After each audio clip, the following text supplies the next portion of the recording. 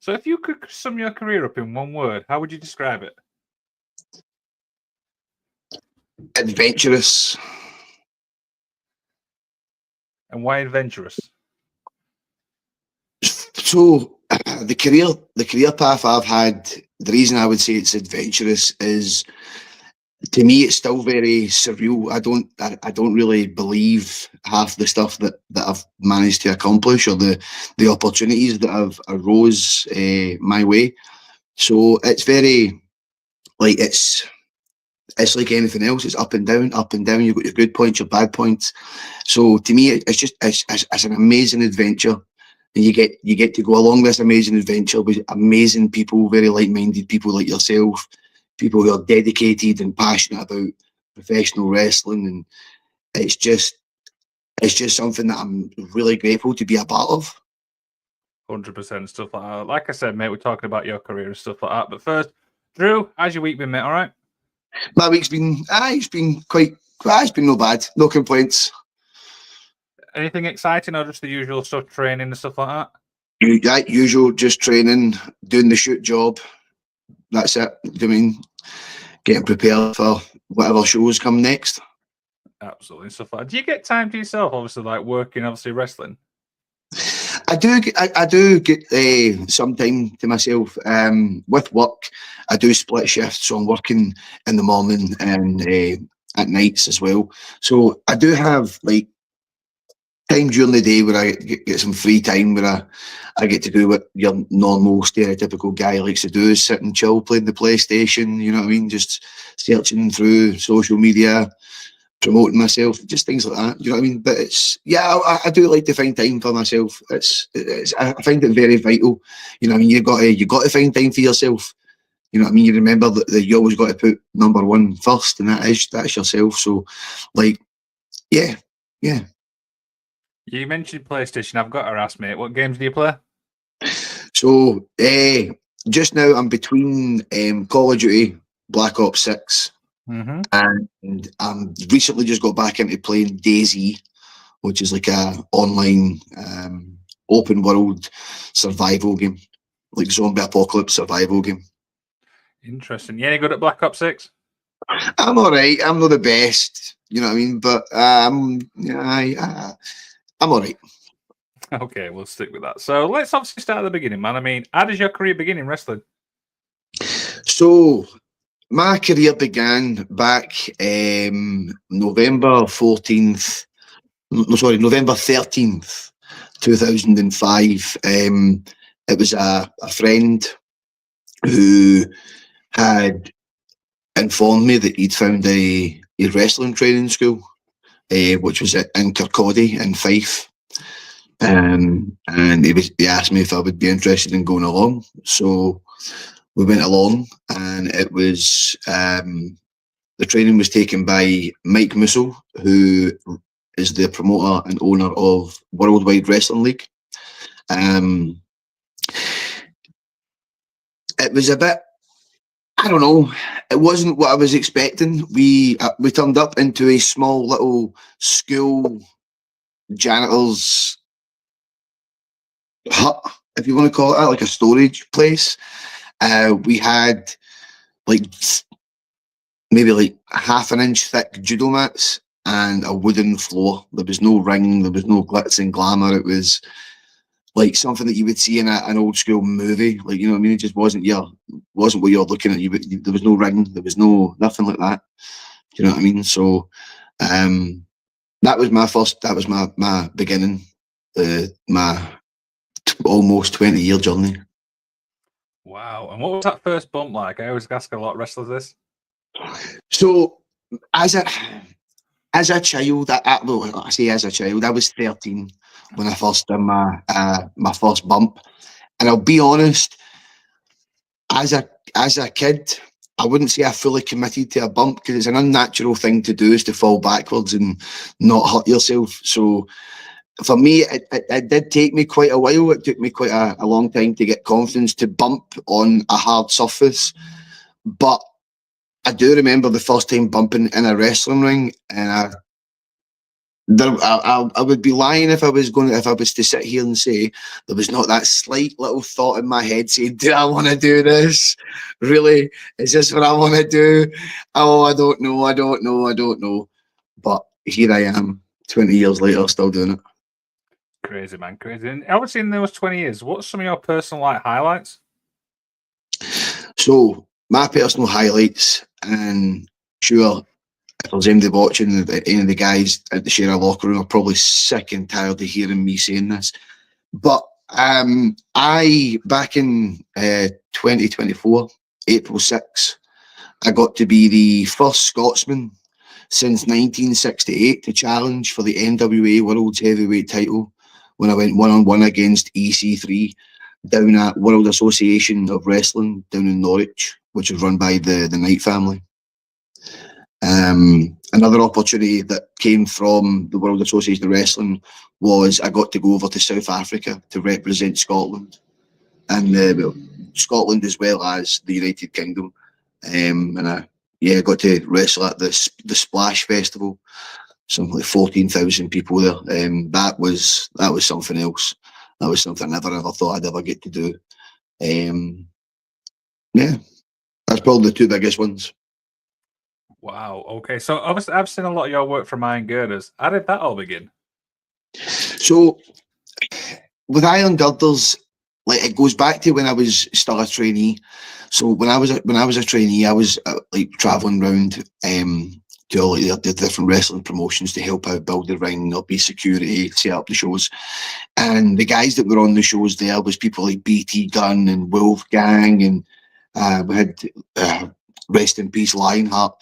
You know what I mean? So it was all them guys that I sort of looked up to. You know what I mean? Like Drew McIntyre or Drew Galloway, people like that. They were all the guys that were on the circuit. And I've always kept a good relationship with people like Wolfgang and BT Gunn. And where I currently live is in Easterhouse, Glasgow, and Iron Girders promote shows in Easterhouse, and they'd ask me along to be like the hometown hero sort of thing. So that's where that stemmed from. And as well as that, I've also had the privilege of being invited along to there was like a closed doors wrestling workshop, shall we call it, with a guy named Jim Smallman, who currently is the WWE European, former European, but he's now international talent scout. And I was invited along to that by Wolfgang as well. It's good having a working relationship with people, as well as a personal relationship. So yeah, that's how Iron Girders came about. Yep, absolutely. And everyone I speak to from Scotland says that BT Gunn is so respectful and stuff like that. What's he like behind the scenes? BT Gunn is one of the most laid back, easiest guys to speak to. He's, honest to God, he's a gift to the locker room. He really is. He's a pleasure to be around. He's one of these guys where he's been about maybe 21, 22 years, and he doesn't have an ego. He's very humble. He's you know, I mean, if you want some advice, he's one of the type of people where I would recommend like young trainees to go and ask. Like BT Gunn is, again, he is the hardest working wrestler right now in Scotland. He currently is sitting at the most matches from Scotland. He's currently sitting as the wrestler in Scotland with the most matches this year. And I'm just behind him by like 30 matches or something. So I'm second and he's first. He's currently sitting at like 90 odd matches this year. And I'm like, wow. But like, BT Gunn he's an asset to any promotion. BT Gunn's just a phenomenal wrestler, and he's a phenomenal person. Absolutely. I've seen his work, obviously, at Wrestling in Newcastle. And the one thing I love about him is his crowd work. He can work a crowd really, really well, let's be honest. Oh, yeah, he's a fantastic wrestler. He's, you put him in there as a face or a villain, you know, the guy, he knows what he's doing. He's an oddie. And that's strangely enough, there's no pun intended there because that's his nickname, but he's an oddity. He really is. And what about you? Do you prefer face or heel? To be honest, it's one of them ones. Like I'm easy whether it's face or heel. I prefer, like recently, doing a lot of work for Valor Wrestling in Glasgow. They're more of like an adult orientated show. It is over 14s, but I've sort of found a little niche of like just being that straight up bad guy. You know what I mean? Like You can like, swear, by the way. well, the straight up prick. I'm a pure prick, absolute utter prick. Do you know what I mean? Like I'm always up to something. I'm causing some sort of antics. You know what I mean? And I enjoy the reactions and the interactions from the crowd as well. Do you know what I mean? Like I've started like in Valor Aware. I've got sorry to spoil this to any of the people that are at the shows and think they're real, but I currently have 3 Gucci tracksuits that are fake that I bought from Turkey. And what I've done intentionally, just to get some heat and just to get people to try and, like, you know what I mean, like get in my face or like just to get that extra bit interaction, I'll deliberately pull the bottom of my trousers up so that, like, I hear in Scotland we say that your cats are dead or whatever, you know what I mean? So like I'll deliberately pull my trousers up so that it looks stupid. Like why would you walk about doing with your trousers halfway up your calf? Do you know what I mean? And all the fans will be taking videos and pictures and like just giving me absolute shit just for having my trousers. Like, where's half your trousers gone? Like, is that your nephew's trousers or something like that? Do you know what I mean? Like, and it's just, I love that as a heel, but there's also something very special about when you're a face, and there's only like it doesn't happen all the time, but there'll be a certain moment where you just feel the aura of a crowd. You could be sitting in the middle of the ring, you've done nothing. You have the entire crowd chanting your name. They're standing on their feet, giving you a standing ovation, and you're thinking, I've just done something that I've done in training, and I have like 200, 300 people give me a standing ovation for something so basic, or just for just being there. So there's pros and cons for being both a heel and a face. But for me, it depends on the crowd. It depends on how they are towards me, and I can sort of engage the emotions. Absolutely, and stuff like that. So I want to talk a little bit about the Scotland, obviously, wrestling scene and stuff like that. Obviously, you've got ICW, you've obviously got Iron Girders, you've obviously got BCW. What's talk about some like promotions beyond that? So, like I just previously mentioned there, with Valor Wrestling. Valor Wrestling was previously known as Copenhagen Championship Wrestling, and that was run by several different lads. It's now currently only run by one person, which is Lou King Sharp, which is another fantastic, phenomenal wrestler. Um, Valor Wrestling is, I don't like using the word revolution because, like, to start a revolution, it needs to be significantly blown out of this world. But in Glasgow, it's definitely it's something to watch out for. Valor's grown from working in like a small community hall. You know what I mean? Very similar story to ICW. Started off with small crowds, and then eventually it started picking up. The run venues in Kirkintilloch, Paisley. They run the Grand Ole Opry in Glasgow.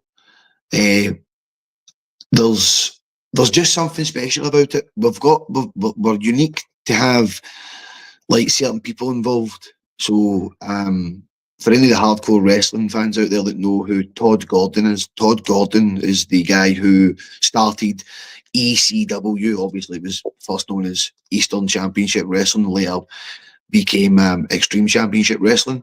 But Todd Gordon is a massive backer of Valor Wrestling. He's our commissioner, and he's always given us a lot of good like information and and advice on how to better the shows and things like that. But recently, Valor's also been in talks with like promotions in China, Hungary, Poland. Currently in talk with Pro Wrestling Noah. Valor is it's a massive deal, I would say, in Glasgow right now. So other promotions, like you see, you've got your BCW. Try to think of other wrestling promotions. You've got I was going to say SWA, but they disbanded a while ago. You've got Clan Wrestling. That's a new wrestling promotion that is they're running the next show at the Brayhead Arena. Do you know what I mean? So there's a lot of different variety of style of wrestling that you can get in Glasgow, like with obviously like Clan Wrestling there being like your more family based show, where you've got ICW and Valor, which is more like Valor's more deathmatch. There's like more like blood and violence and stuff like that compared to what ICW is. But again, it's whatever you find. It's whatever tickles your fancy. You've got a variety there.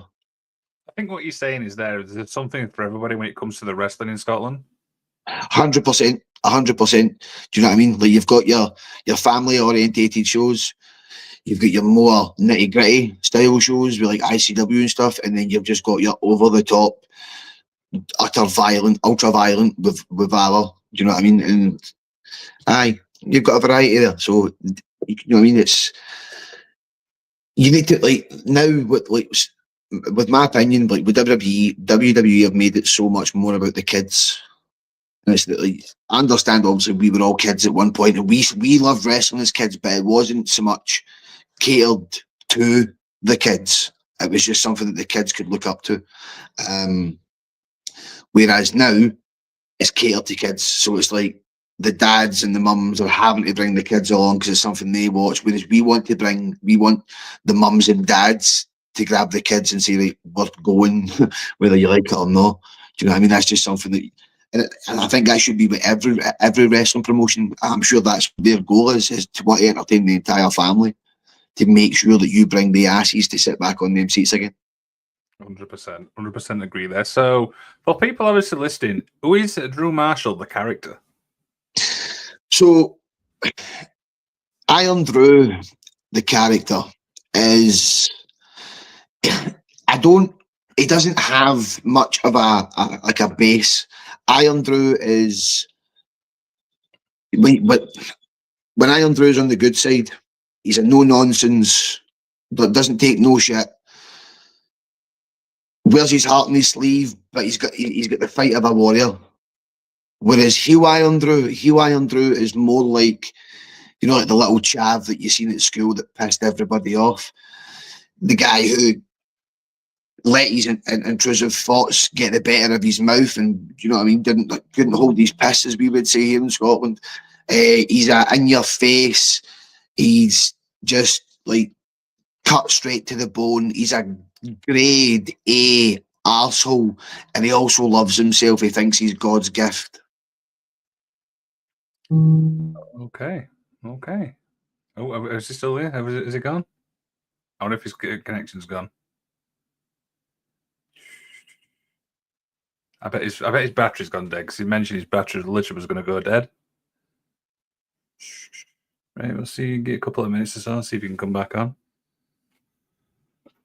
Is this where he's going to message me saying that his battery's gone dead?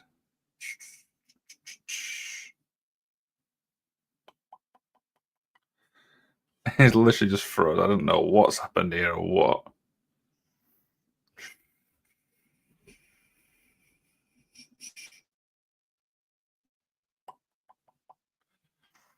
This is actually really fun. Do you know what I mean? I'm not going to lie. Yeah. I bet his signal's gone. We'll try and get him back on, guys. Stuff like that. This just really happens all the time.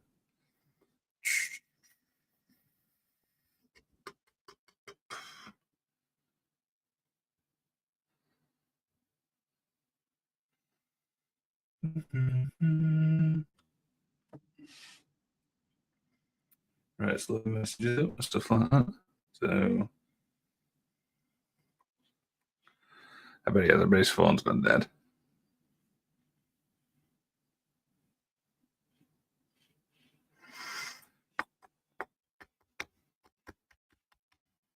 There's nothing yet, so.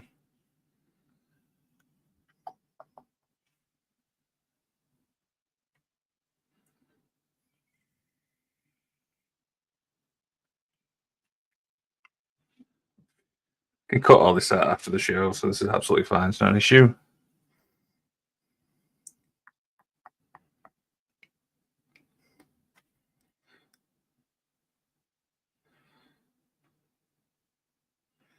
If he's not here, like I said, in a couple of minutes, well, obviously the stuff is obviously sent us. Do, do, do, do.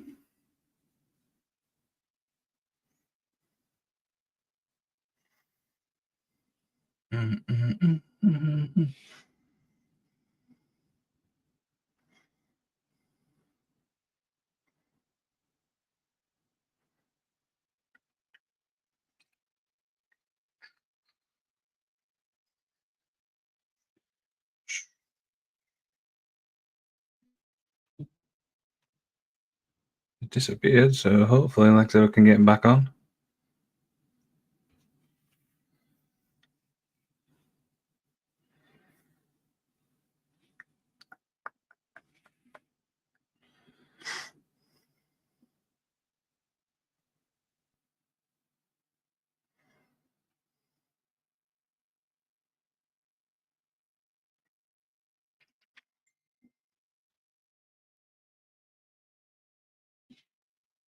Yeah.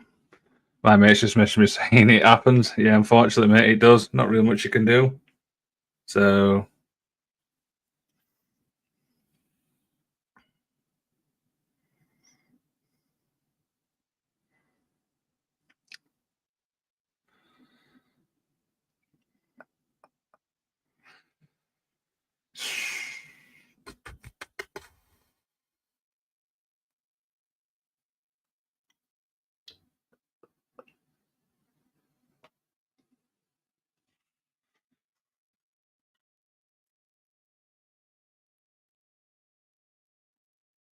Right then, guys. It looks like he's obviously his phone's either gone dead or something like that, but he's just not getting back to us. So we'll definitely get him back on. Do you know what I mean, for a part 2 and stuff like that? But yeah, I mean, good little 20 minutes there. Do you know what I mean? Just a decent conversation. But unfortunately, guys, this is what happens when you go live. So yeah, as always, obviously, thank you so much for watching.